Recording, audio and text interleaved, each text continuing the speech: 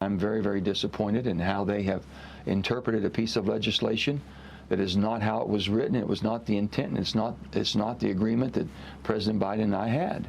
So I'm hoping that he intervenes. When they want to blow the cap off of it, I'm going to fight and fight back hard. And I would hope that my Democrat and Republican people, friends, and in legislature especially, would feel the same way and work with us to hold the administration's feet to the fire. And that was West Virginia Senator Joe Manchin yesterday on Fox News Sunday, calling out the criticism after his 180-degree turn on the Inflation Reduction Act. Liz, I had him on about a month ago, and he would not go there. He said, oh, you know, the mechanics did not work with the way that that bill was put together, and now he's admitting it.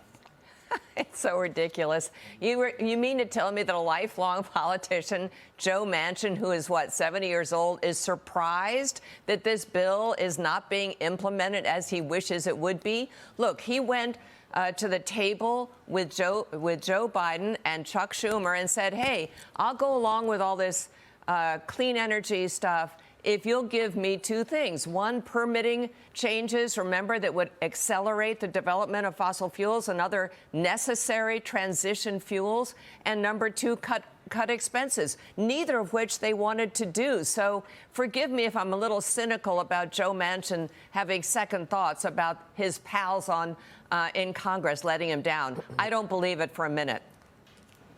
Well, I mean, we all knew that the gavel was going to be passed to the Republicans, and still, even though it was weeks away, the Democrats managed to jam in another $1.7, $1.9 trillion omnibus bill, and they needed Joe Manchin's vote to do it. Exactly. And they got it because of this promise of permitting, which never materialized.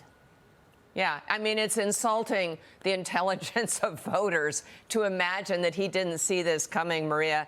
And by the way, this bill did not have to pass. I mean, it's just a little bit like the omnibus spending bill. That didn't have to pass either. I hold everyone who voted for those bills accountable for inflation, for rate hikes, for the failure of these banks. I mean, it's a pretty good connect the dots, and I hope voters remember that a year from now.